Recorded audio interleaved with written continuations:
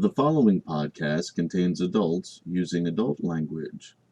Parental discretion is advised. All right, you ready? Yeah. Go ahead. You got to look at the camera. Okay. Otherwise, who's going to want to watch something that looks like the co-host is sleeping? I was just...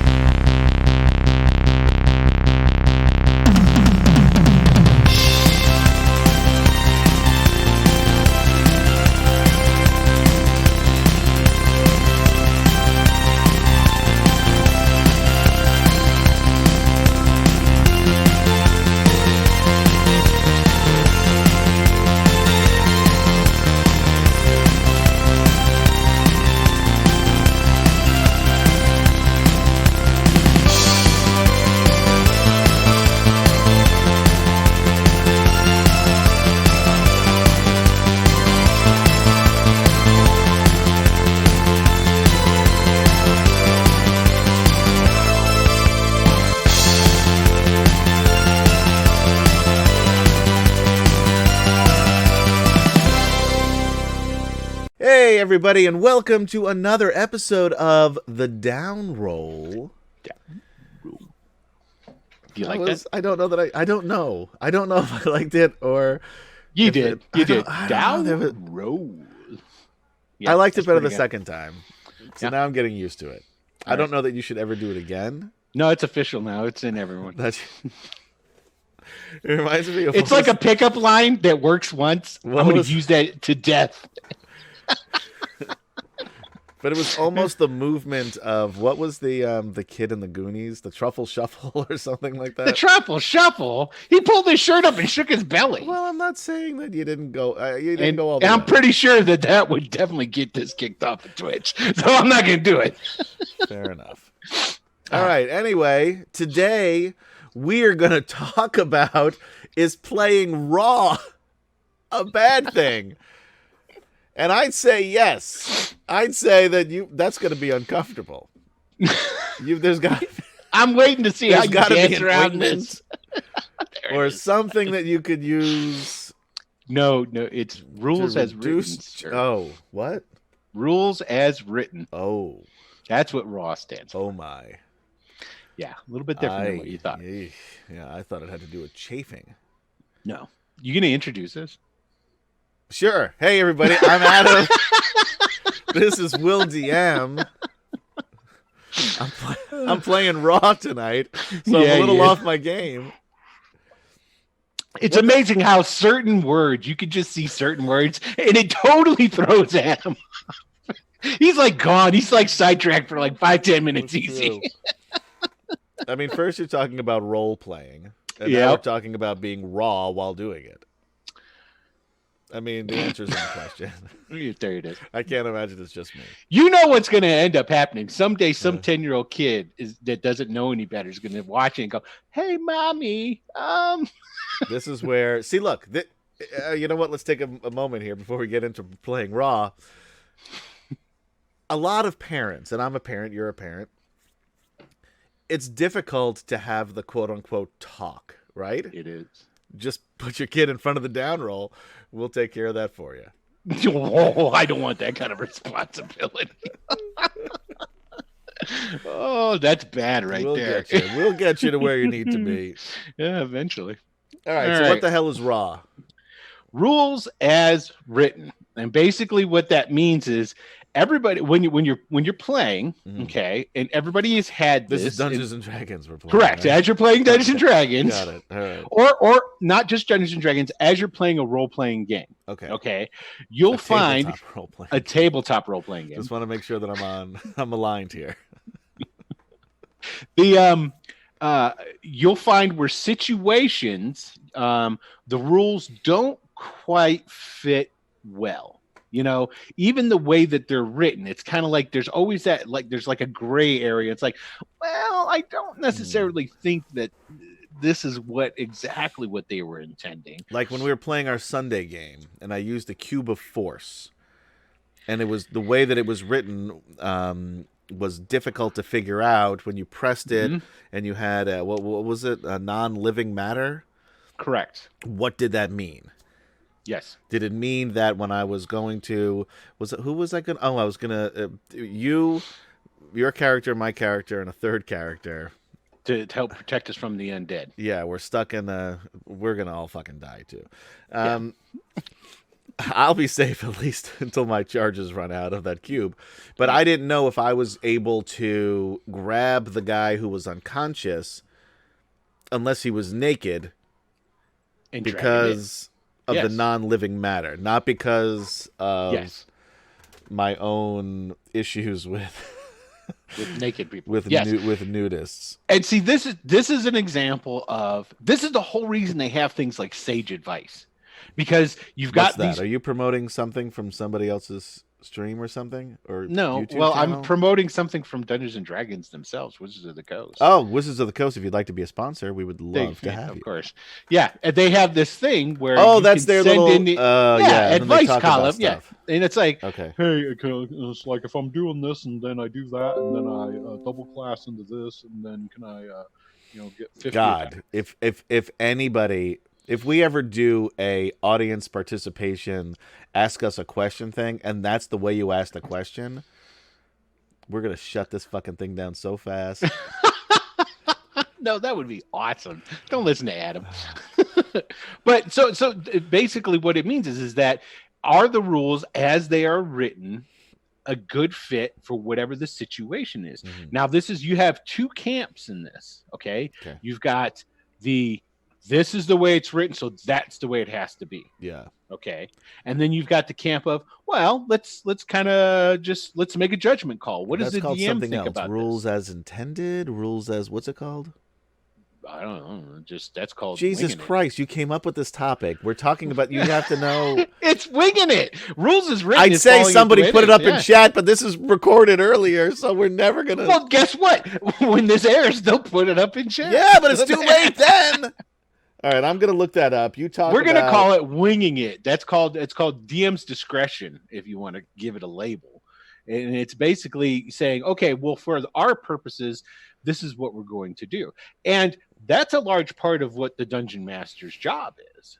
Okay. But you do have certain people out there that I don't want to say type A, but I'll say type A, labels all out kind of folk. Not that there's anything wrong with that. If that's the way you want to play, they're the type of people who's like, no, it you gotta says cool out a little bit, I think, right there. It says if you are so stuck on the rules, you gotta cool out, man. Yeah, there's a lot of people out there like that. There's a whole other world out there for you. Those are more the tactical people and stuff. What a lot of people don't realize is that when the game was first made, just winging it, rules as intended. I'm going to interrupt rules you as intended. Because I'm not paying attention. That's what it was. I was right.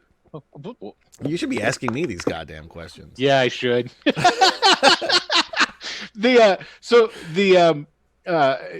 When D&D was first originally written, a big chunk of the rules, the official rules, were interpreted how you want. Mm-hmm. And it was very verbatim in the rule sets as that, and it was very free form, and you were allowed to do these sort of things.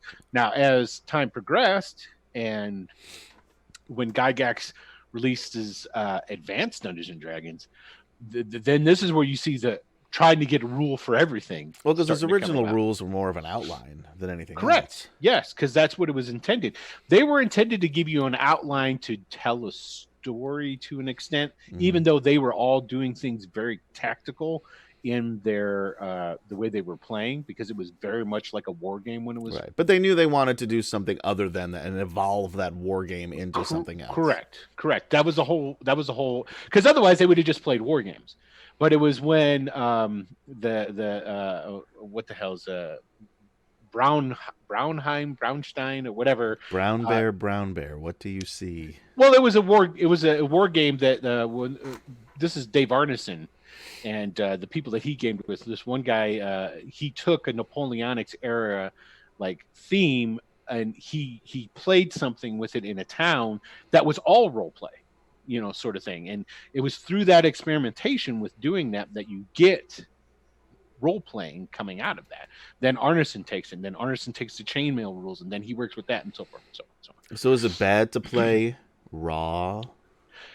No, but it's not good either. Basically, like You just so many blew my things, mind. which is pretty easy. Watch everybody. I'm gonna do it again. Role playing, Yeah, raw. I get you. I know. The so I'm basically, picking up what you're putting down. I know you are, and I'm bending at the knees. Thank you very much. That's see when you get now. You. You're not helping matters. You're No, just, I'm not. you're just I'm a feeding total into this. enabler. Yeah. I'm a total enabler. It's not your birthday. So so basically it depends on your group and it depends on your DM. If you have a very straightforward, very it has to be this way for everybody to be that's at the table to be happy with it, then do it. Then be a rules as written group. You know, if you're not, and those I would say that are more into the story role playing aspect of it, rules as written that's not the way for them to go. Mhm. It's rules as intended, as you so eloquently brought up. Yeah, thank you. Mm-hmm. Yeah. So now, how do you handle players that are super raw? They're red, pulsing. it's the joke that goes With through the anger. entire fucking episode. How do you? They're what you call the rules lawyers. Yes. Right? They're the Yes. ones who every 5 fucking minutes are saying, well, you know, this and on page 392 of the player's handbook, it says blah, This blah, is- blah, blah, blah, right? How do This you is handle my those people? this is my recommendation with that, because everybody's going to run into these. When the situation, And for those of you rules lawyers out there, we love that you're watching the stream. and We if hope you'd you like to be a continue. sponsor, we'll take your money. Sure.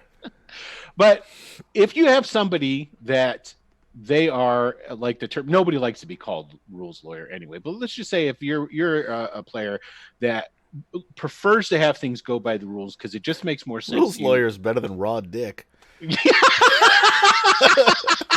Yeah, Which I okay, fair assume enough. would be the other option. Yeah, but here's the thing: is if you have a player that's that way, but the whole group is not that way, because Mhm. most groups will have a variety of different types of personalities that like playing.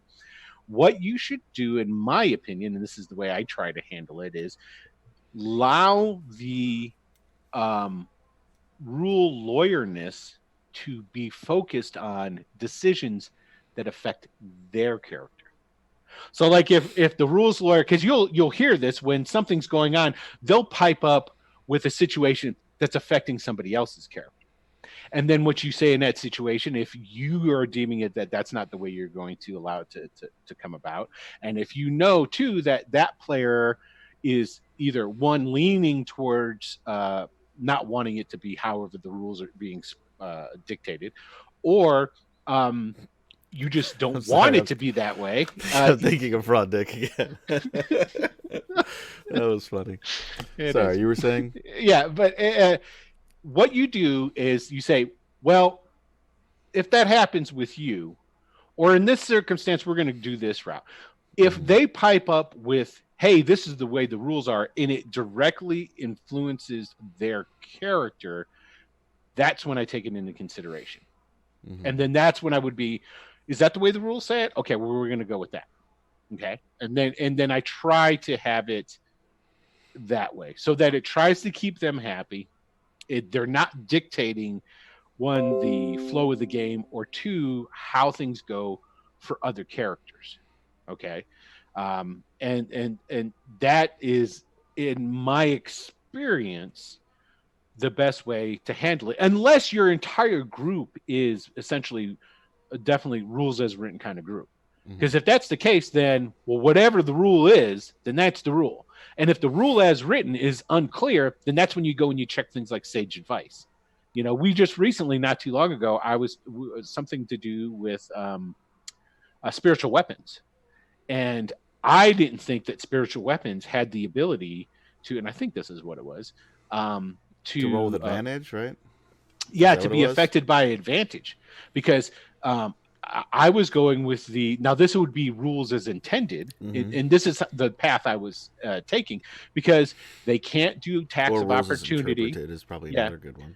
They can't be affected. They don't deal with attacks of opportunity. They're not affected by other spells unless it's a direct spell of displacement. I mean, a dispel. So I thought, well, why would they be getting then advantage or disadvantage to their attacks when they're treated in this type of way? But as it turned out, after the game, I'm receiving messages telling me that I was wrong and that you do. I was Wow. like, oh, okay, well, yeah, there it is. So when should you get raw when you play, and when should you just be gentle? Should you not? Yeah. Well, Or is it just a case by case situation? I have to say it's a case by case situation, unless your group, for the most part, are all people who really like sticking to rules as written. Mhm. You can have a table full of people like that. It is pretty rare though, because usually there's so many different variations of players that are on that spectrum that most tables don't have it. Like I would say currently in Greyhawk Presents, we really have two that are that way. And then Michael so and you Jairus got calling half you of out. I don't Yep. even know the rules. yes, there you go. They're guys who prefer to have they like rules as Oh written. yeah. Okay. Whereas the other half of the group are it's like, hey, can I do that? No, cool. It's like, and it was like, let's move on. Yeah. And so that's generally how they work. So what's the So- downside of not playing raw? Things can get out of hand quickly, and this is where a lot of people give rules lawyering and things along those lines a bad name, but they are true in the You fact that give rules raw a bad name just keeps getting worse. You know what? I give you a lot of credit for really answering all of these things. While this is all going on, Very, I'm still very professional. straight faced. You're paying attention to you're answering the Yeah. question. Hey, I'm a professional. What can I, I say? guess so. You have to be really careful in what you decide to discard when it comes to rules as written, because rules as written, one argument that I've heard is, and this is a total justification argument, is that it's been play tested, and so it works. Right. It's like, There's a reason that they wrote those rules. Exactly. And that is true to an extent. No one can predict every situation or every possibility. So That's quitter no talk. matter- Those of you on chat, I'd like to hear what you think about predictions. right. But basically what it comes down to is that you do have to be careful, because once you start allowing one thing to go one way and another to go another way, it can affect other parts of the game. Right. And when it starts to affect other, this is where game balance, in my opinion, there's no real such thing as game balance when it comes to your player's outline, your player makeup. There's just different ways of having to run, but there is a game balance that is connected to the rules. Like one thing that I always do now, since I've been DMing 5th edition, is flanking rules. And I leave it up to to all the players. It's like, hey, do you or don't you want them? Because if you want them, we can use them. But that means all them bad guys that I'm going to have pounding on you will. I am glad get we're them not too. using them on our. Well, yeah, because Ghost if there were Assault Mars now, because we would. Yeah. In the situation we're in, by the way, check us out last week. There you go. To see what happens on Ghost of Saltmarsh, because we were in a very big predicament. I won't say how things ended because we don't know. Because we don't know yet, but I imagine it's something you'll want to see. Yeah, but that's something like that's a pretty much an all the time sort of deal. You can't turn flanking on and turn it off, because whenever you have flanking on, it's going to give somebody a really big advantage. Mhm. And if then it's a matter of when do you deem flanking necessary. Mhm. So you can't do that. So just be mindful of the rules. Right. And when you're thinking about changing something, whether or not you should or shouldn't do it. And by all means, you know what? D&D was based on, and one of the number one contributing factors for diversity and the amount of games that we got early on all stems from this philosophy of make it your own. And back during the original OD&D days, every like group had their own set of rules basically, because every group had their own different variations in the house rules and stuff like that. Hard to sell books that way, though. It is, and that's probably one of the ways that. I throw this quote out all the time. Tim Cast and I'm almost positive it's Tim Cast, but I could be wrong. But I know Gygax was the other person that was in on the conversation, and basically the conversation goes like, let's hope that they never figure out that they don't need the rules to role play. Yeah, Because we'll be out of business. Yeah. That's one of the famous quotes from them, and that was early on. Tim Kask leaves TSR like in '82 or something like that. So you're talking early in the evolution of the hobby. And they already understood it. They understood how big and intricate that was, especially early on. And then AD&D, they quit talking that moniker or talking along those lines or using your own rules and stuff. They officially quit using that and quit talking about that because they didn't want you thinking that way. Sure, they wanted you to buy the books. Yeah. Yes. Yeah. So they became wise to what they're doing. Like, we can't say that. So, yeah. Cool. So, to recap, here comes another bad you joke. want to play raw. Yes, you do. Because, for the most part, you want to be a little lenient, though. Because there's a lot because, again, you get too raw. Then there are doctors involved. Yes. But if you get too loosey goosey with the rules, then it's a slippery slope. Yes. It's like a threesome. It sounds great on paper, but it causes other problems the more you do it. Says Adam from experience. That's what kids take it from me. You don't want to be Adam when you grow up. Let's put it that way. That's definitely not something that you want to have happen. But yeah, I mean, basically what it comes down to is to try to be mindful of it. There is a lot of benefit, I should say, to playing how the rules are written. My knee jerk on it is always, okay, rules as written is great until it really hamstrings or trips up the story. Right. So you don't want to knee jerk too much to get too raw. Because you're gonna. I saw you light up like a damn Christmas tree when I said knee jerk. You're like, oh, I can use that. Right. Oh, that's good times. So so it's definitely. In my opinion, like I said, it's one of those things. It's like so many things in role playing. It depends on your group. It depends on the story. It depends. I mean, there's so many variables. You can't just say. You do this, and then that's the way it works. So before you start playing in your session 0, this is something that you talk about. You say, are we going to get raw? Is there going to be a safe word? So we know when we're getting too raw. If there's going to be anything that we've ever produced that will get us kicked off, this is it. This is it. Make sure to throw the rated R on the top before this one when it airs. Anyway, so... down in the chat, talk about, do you like getting raw in your role playing? Or not? Is there a certain degree of raw that's okay? Is there a point where it's just too much and it's not fun for anybody anymore?